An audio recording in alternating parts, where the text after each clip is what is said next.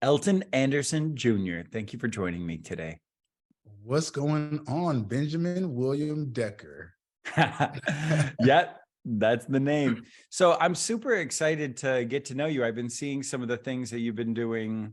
You recently did a retreat in Bali with my friend Justin Michael Williams. Is that right? Yes. Oh man, yes, Justin. And Justin was the one that pulled me into this retreat space. I kind of say that sometimes people come in your life at the perfect time, and he gave me all the courage to kind of be here and feeling like my full self. So I love that guy, man. Yeah, me too. He's a great guy. And so talk to me about your work. I was talking to my producer and she was like, "Oh yeah, he photographed Diddy." I was like, "What? I thought we were going to be talking about human design." Yeah, that was an old life. Like, I don't even know that Elton anymore. But I mean, a quick little part about my story is that I used to be a celebrity and commercial photographer. And it was a huge part of my identity. It was something that I kind of got into after college. So after college, I went to school for business, never touched a camera before, never really studied, took any classes or anything. And I found this love for photography as I was working as a pharmaceutical sales rep at Pfizer. And so after a year after getting my camera, I actually wanted a camera at my job. I was like, I think I should make this move. I think I should go full force into being a photographer. And that was a journey I started in around 2008. And it was a huge part of my life in my 20s and 30s. And so now what are you up to? And how did we get there? I'm just sitting here burning sage and looking at chakras. That's what I do for a living. No, man. No, that journey was it was really insane. I mean, I've always had this sense of when I needed to close a chapter or when I needed to turn the page on where I am in life.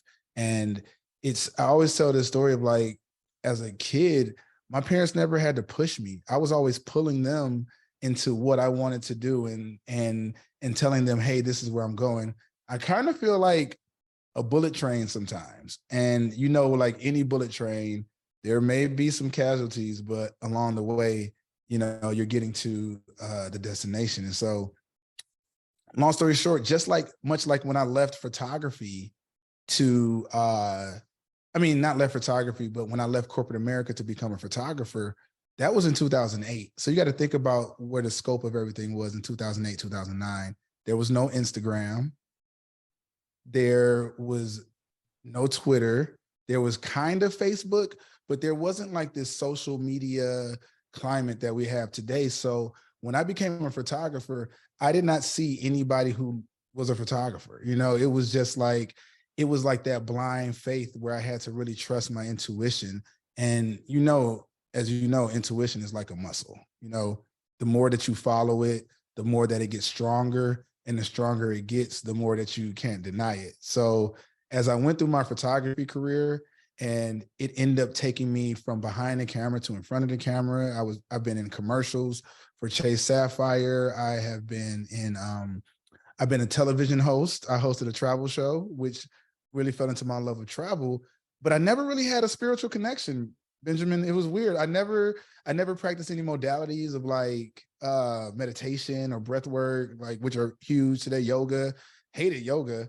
And even I remember when The Secret came out, when everybody was doing vision boards and manifesting. I thought everybody lost their mind, Benjamin. I literally was like, what is the world coming to? Who are these hippies? And so that was like my viewpoint of the world. I just identified with being a Black guy from Detroit. That's just how I felt. And so being that Black guy from Detroit, we don't meditate. We don't practice any spiritual modalities. And so it was another instance where I was being led to something that I was not any parts familiar with. So in 2019, I heard the same voice, very similar to what I heard when I left corporate for photography. And that voice told me to let everything go.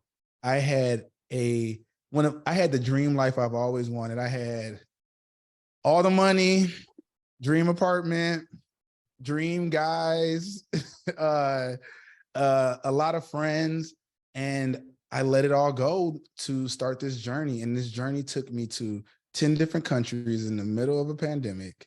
I traveled out I started in Brazil with my journey and did a lot of shedding. You know how I'm sure you've been through your own version of this, but did something where I went to Brazil and I just felt like I couldn't be in America, because America has some of the strongest masculine energy in the world. It is just so heavy. And I felt like I was being called to more of a motherly connection. And as you know, you've been to Bali a few times. So you know that Bali, they call it Mama Bali. Right. And I felt like internally, it wasn't even a conscious decision. I felt like I needed the touch of a mother. I felt like I needed that. So I needed a bosom to lay in.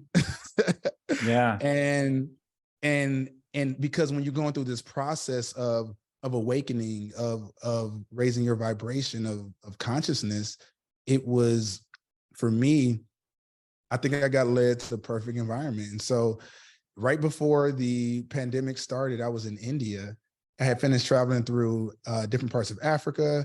And so I got to India, and whilst in India, they said, hey, something's happening, everything's shutting down. And I said, well, let me go to Bali, because it'll probably be like 2 or 3 weeks before this blows over. And a year and a half later, I was still in Bali. So. Wow. So where were you in Bali? In Ubud? Yes, so I first went to Ubud because, you know, that's the spiritual center, you know, it's right there in the middle. Right. But then as time started going on, I decided that Canggu, I want to give that a whirl, because I need a little bit more life. So I spent the majority of my time in Canggu. Like if I was there 18 months, I would say I maybe spent a month in Ubud, a month in Ahmed, and a month in Uluwatu, but everything else was Canggu. Wow. Chengo's too much for me, man. It's popping, but it's like Canggu, yeah, go ahead. I was just gonna say, as a highly sensitive person, it's overstimulating in Chengu. You are correct. But to be honest, I never really gave it a shot. I only lived in Ubud.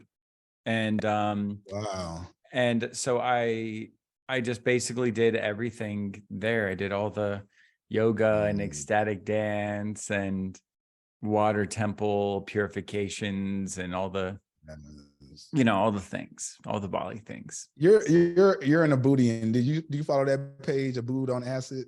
No, I have to find that one. Ubud on Acid. Yeah. The classic differences, the East Coast, West Coast beef of Bali. Yeah, 100%. It's so true. It's so true. Well, I'm super interested, you know, when it comes to something that we were talking about before we started recording, astrology and human design. I'm super interested in, you know, what drew you in about that work. You know, human design is, you know, it's a new interpretation, a new way of reading astrology. Yes. And so how did you find human design, and what is it? How would you describe it? So human design for me has changed so many forms. It initially was like a self-knowledge system, you know, basically like you said, it takes astrology, and what it does is it takes astrology and mixes it with the Hindu chakra system. So different parts of your astrology are now in your solar plexus and your crown chakra. So it mixes it from that perspective. Then it mixes the I Ching system, which is the Chinese system for the different gates and the different hexagrams. So you learn a little bit more about the nature and this thing called keynotes. So it's certain words within human design that literally like activate you. Like, you know how language is supposed to be about communication, but it's also about manifestation. So human design for me, honestly, it changes kind of like what it means to me, but I would just overall say it is really like just a gateway to the soul. It helps you, like a blueprint of your soul, and it helps you understand the story of why you're here on earth. And the way I bumped into it was actually because of Justin. So Justin came and visited me in Bali. And it's interesting because me and Justin weren't really close. Like, we knew of each other, but we weren't like, hey, what's up, friend? And he asked me about Bali. He was still in LA. And I said, oh my gosh, come and you can stay with me. So me and Justin like shared a room, and he stayed with me for a couple of weeks. And one day he said, Elton, I met this woman, you have to meet her. And that woman, her name is Jazz. She goes by Jazz the Moon Mother.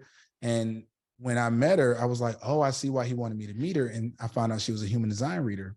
And I said, what is this? And when she did a small, quick reading, like maybe like not even 10 minutes, I was hooked. I was like, because Benjamin, I got to tell you this. My biggest secret is that I lacked complete self-awareness. Like, I had no awareness of who Elton was.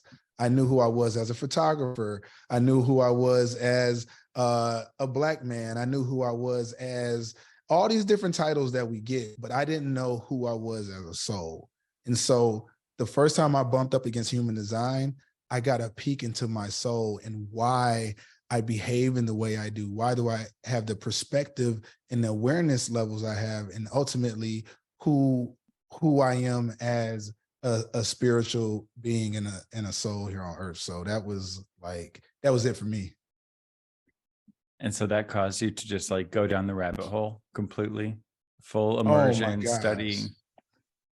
Yeah, because even leading up to trying getting into human design, you know, in Bali, there's every modality in the world, from cacao ceremonies to breath work to I don't know. So for me, I had tried everything. I even did psilocybin mushrooms. I did DMT. I just really wanted to get that spiritual connection. I felt like I was reaching for it. And so I went down every rabbit hole, man. Yeah, I ain't gonna lie. It wasn't a rabbit hole I didn't look down. But the interesting thing about human design is that it comes from a mystical source. There is a spiritual element to it, but it's completely logical. Like, it makes so much sense to me. It mixes the mysticism of the spiritual world and the logic of this real world, that kind of 5D, 3D mishmash. And it's just like, when I tell you, it makes so much sense to me, and it makes everybody, when I see their designs, it's just like, oh, I get you in a way that I never did before. Wow. So what kind of things do we learn in human design? Human design, you learn so many things, brother. You learn about what your type is. There's 5 different types: generators, manifestors, manifesting generators, projectors, reflectors. But you also learn how to kind of move through life with ease. You learn what your aura looks like. So for instance, you are a projector.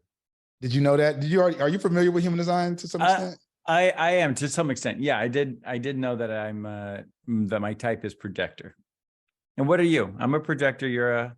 I'm a generator.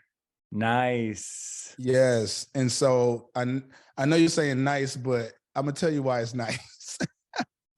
But Benjamin, I absolutely love projectors. Projectors are my favorite type.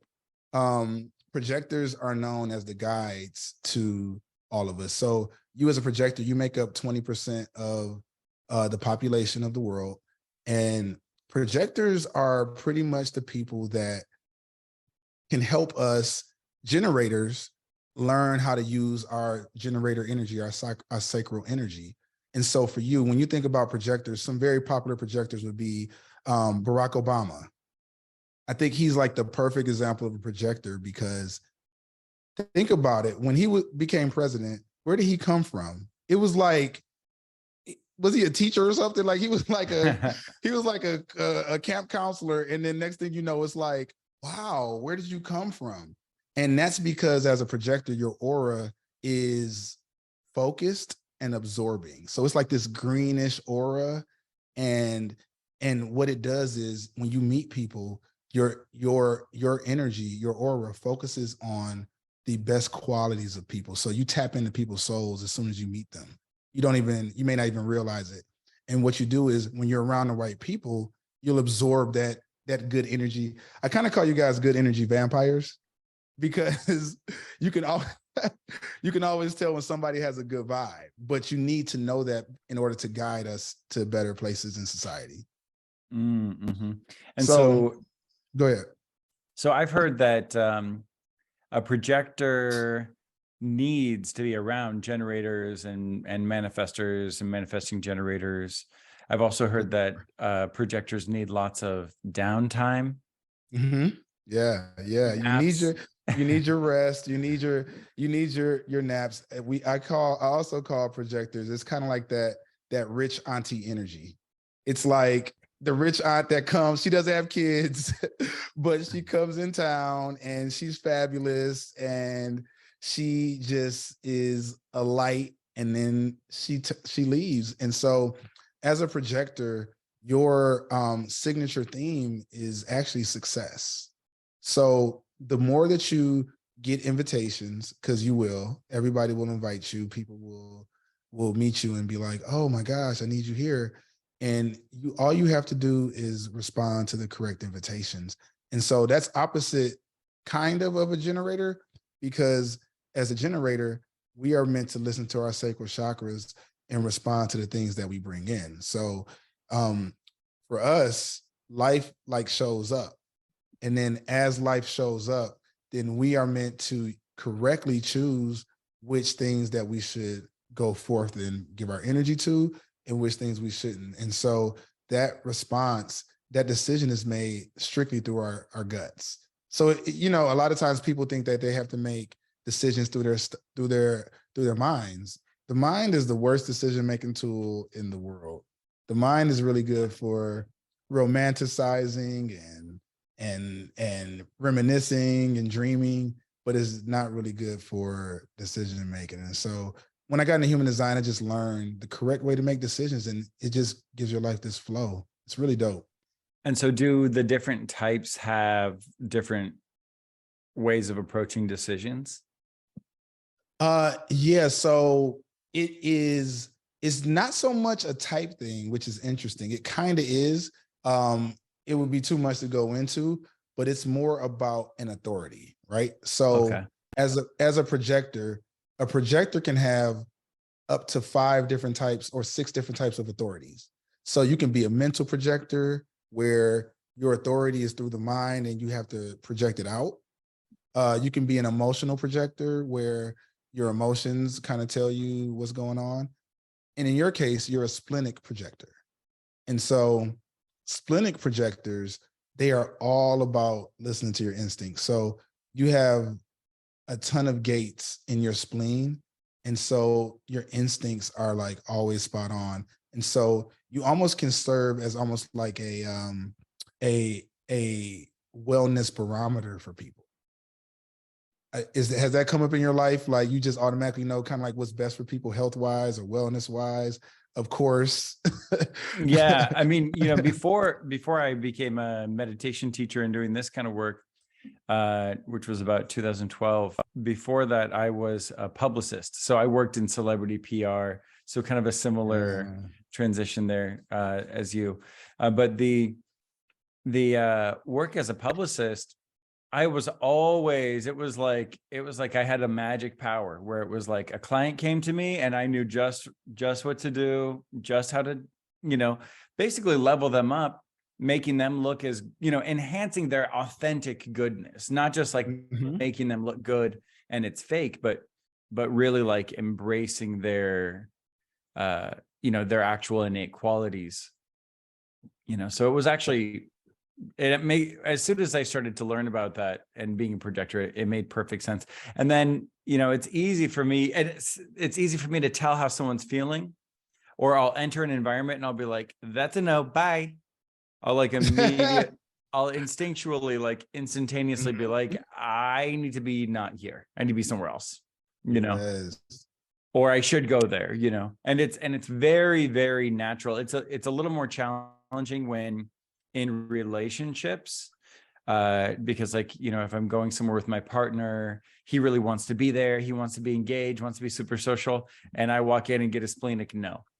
And so it's a little tricky. It does come up in relationships where he's like, how can you just like change your mind so quickly? How can you just like flip a switch like that. And it's not your mind. That's the funny part. You get what I'm saying? Like, it's not your mind, it's your spleen protecting you and him. That's the thing. Like, if he knows well enough, he will listen to your spleen. Like, it's like, babe, the vibes, you're like vibe master. You're like, babe, the vibes in here are not what's up. Let's go. You know who else is a really good example of a projector? I think this woman is the best example of a projector on earth. Like, I will always use her as the archetype, is Kris Jenner. Wow. Did you know that Kris Jenner is a projector and all of her daughters are generators? Kim, Carrie, Carly, whatever, Courtney, all the KKK are generators, and Kris is a freaking projector. And it makes so much sense because she knows how to use all of their best energies. Oh, babe, you got a sex tape? Let's spin it. And I'm sure you did that as a publicist, PR. Oh, babe, you got fake lips? Let's spin it. And it's so that's why I say I love projectors, because projector energy just helps me. You help pull the best out of people. Right. And that's so amazing in the work that you do, because you're pulling the best out of me right now. You know, I feel like I need to you even looked at the set, right? And I'm like, oh my gosh, I'm going on Benjamin's set. I have to make this look amazing. And so that's just a beautiful energy for you to have. And I'm so lucky to be on this show. And I think everybody's lucky to have a projector in their life like you. Oh, well, that's super sweet. And I think that those are like such cool examples, for me as a projector, and for anyone who is a projector, to look at, Kris Jenner and all of the positive qualities of how successful she is.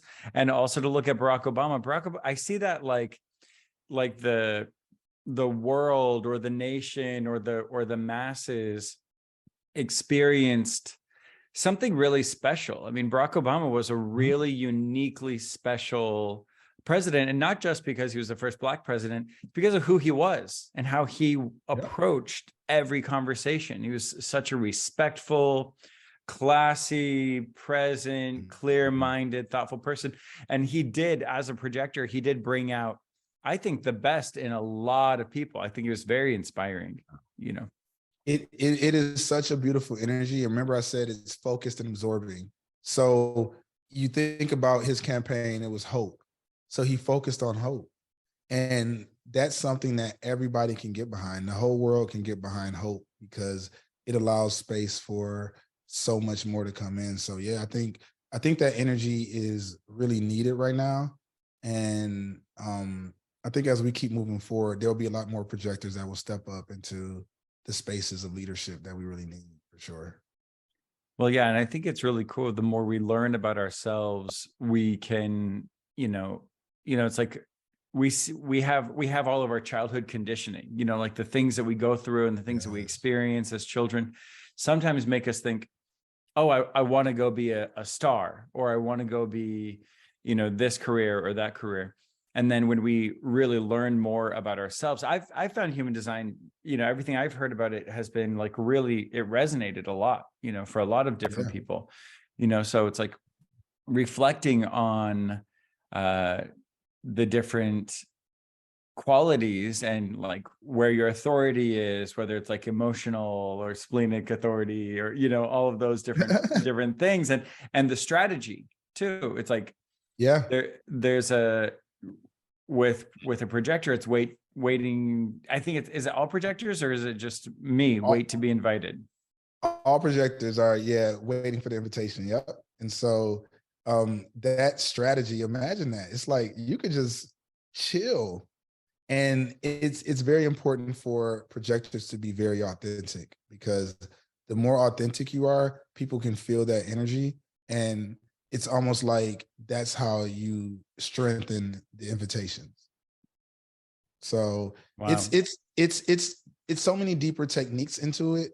And actually now, so I'm known to go down a rabbit hole. And the rabbit hole I'm going down now is deeper into the astrology side and the planets. And so when I was going deep into the different planets, because you see on human design, it starts off with a personality, then a personality sun, and then a personality earth, and it goes down to the nodes, and then it's the moon, the Taurus, I mean, not the Taurus, the Mars, the Uranus, the Mercury, just like astrology.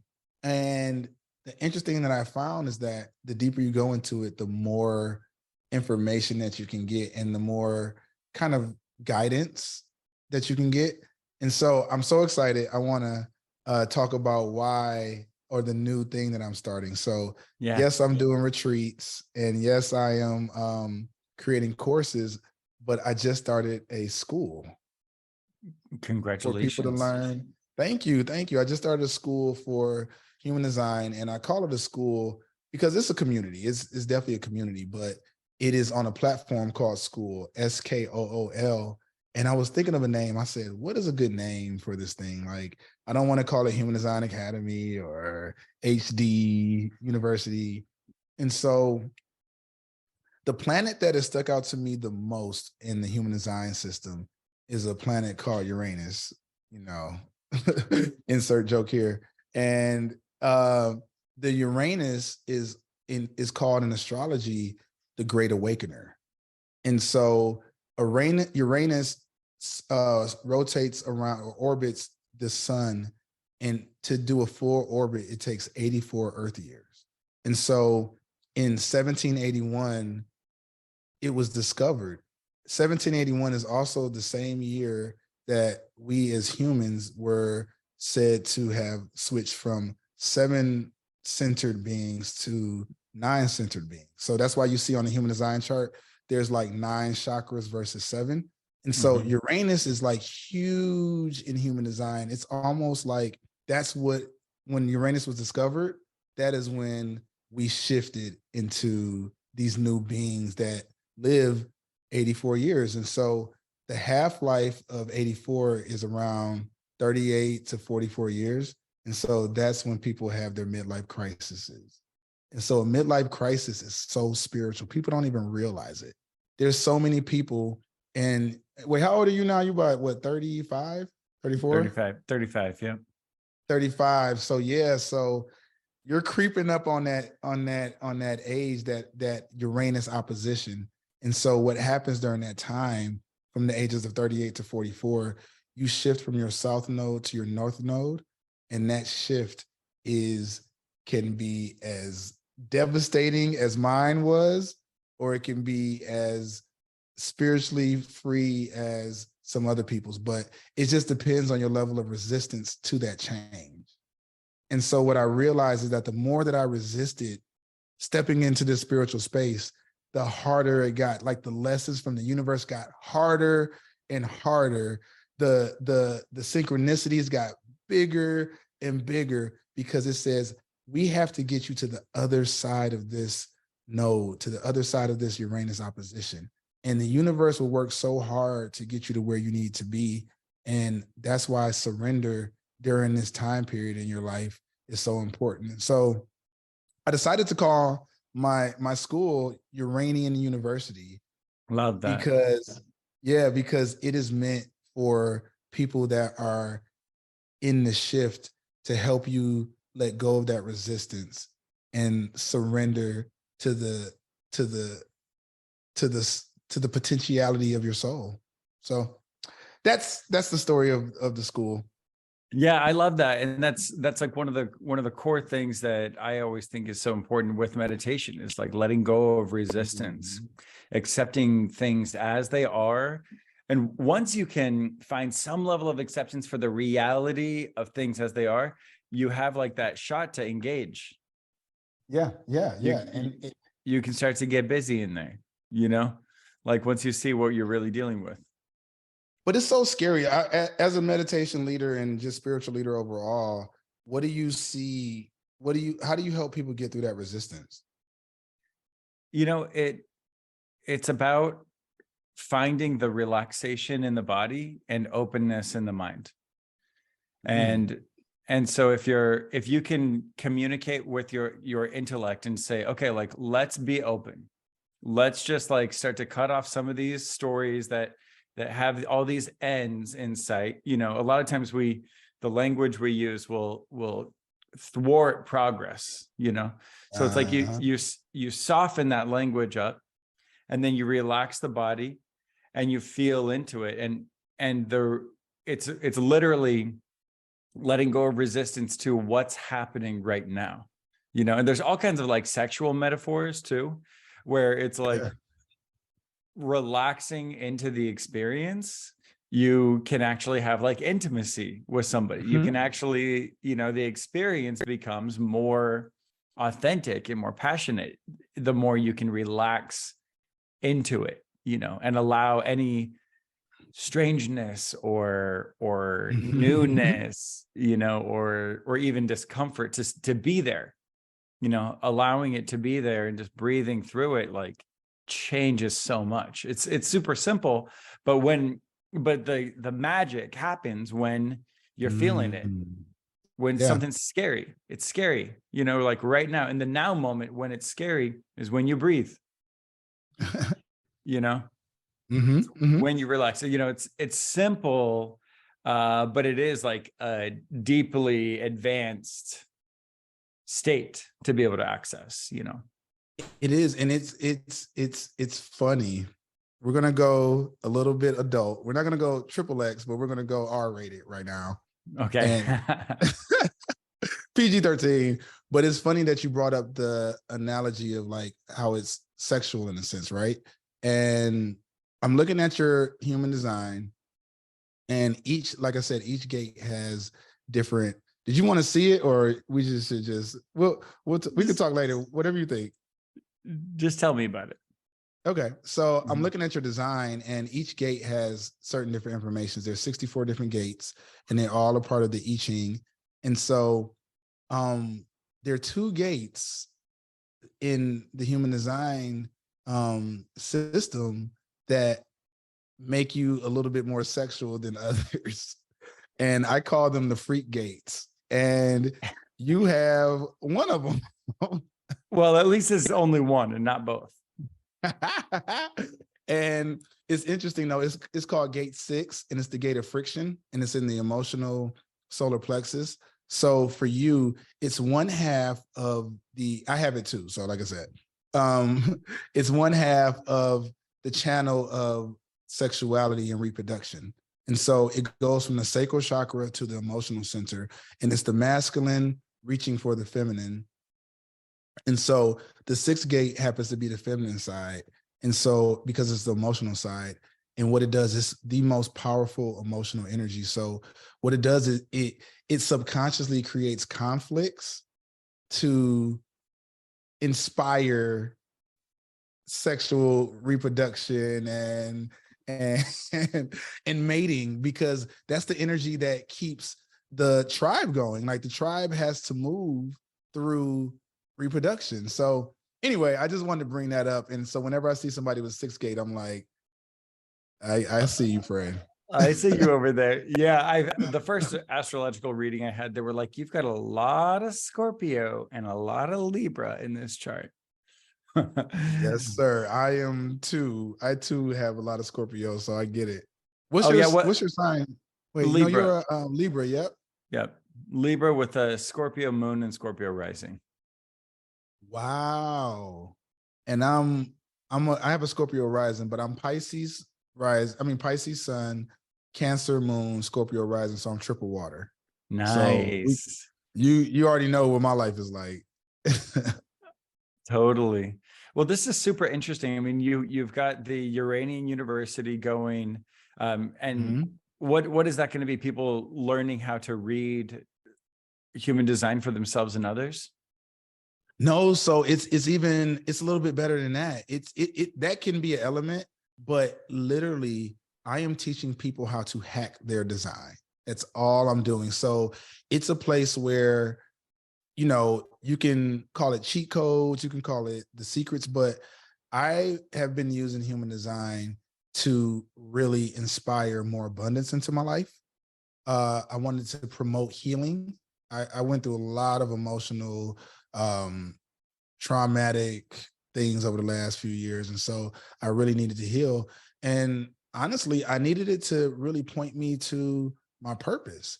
And those hacks, I can use human design. Like I can show anybody anything with human design. Like right now, they have different profit centers in your human design. And I can show you how to use human design as a marketing plan for any businesses you start.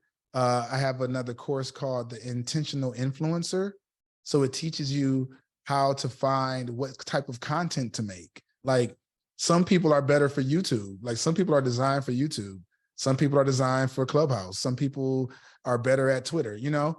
And literally I can use it to help you hack anything in our everyday life. And that's what Uranian University is about. It's just kind of like a school for the gifted, but everybody has a gift.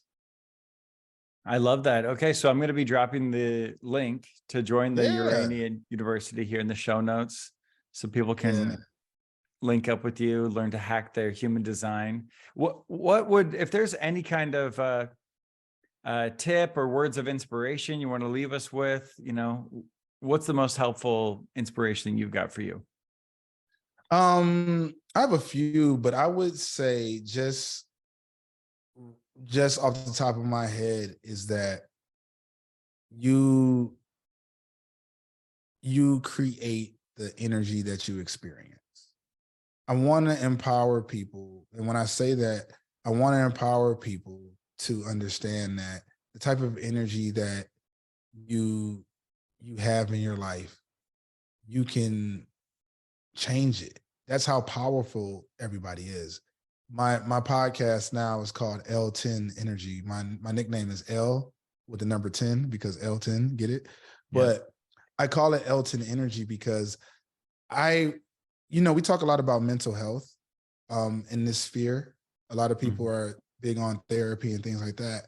And I never was drawn to go to therapy because I felt like my energetic health was what I really wanted to work on and really fix. So right now, I'm even in this process of energetic alchemy to where I know that I have a huge identity shift to step into as I turn into a leader. If I'm starting a whole school, then I have to have the energy of Professor X, or the energy of, somebody who is going to be able to not only teach, but to create a curriculum. I have to have the intuition to know what do people need to learn?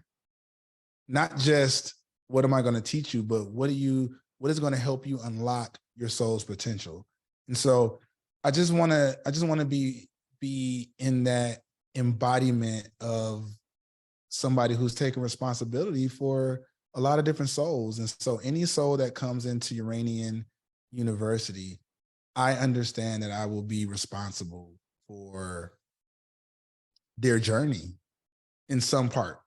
Everybody's their own person, and I'm not going to take on everything, but the part that you came to me for, I want to make sure that I'm giving you the best energy. So if I can be responsible for the energy that I create, then I'm just teaching you as well that you can be responsible for the energy that you experience. So that's pretty much it.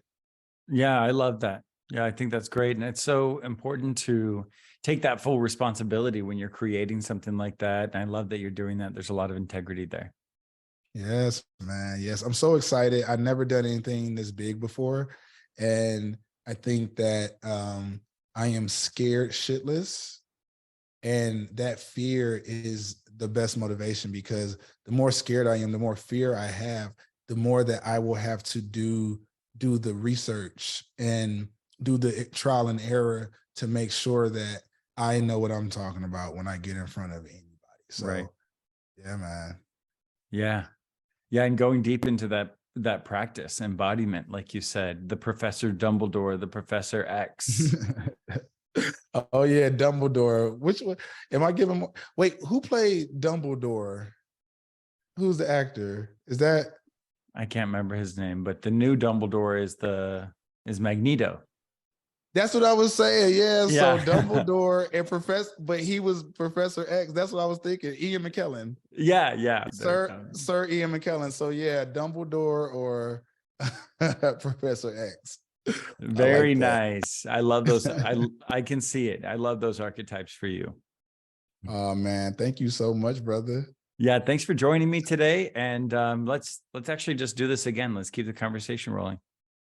Yeah, I want to have you on my show. Yes, let's do it. All right, brother. I need to get your calendar. So I'll send that over to your girl. Yeah. Let me just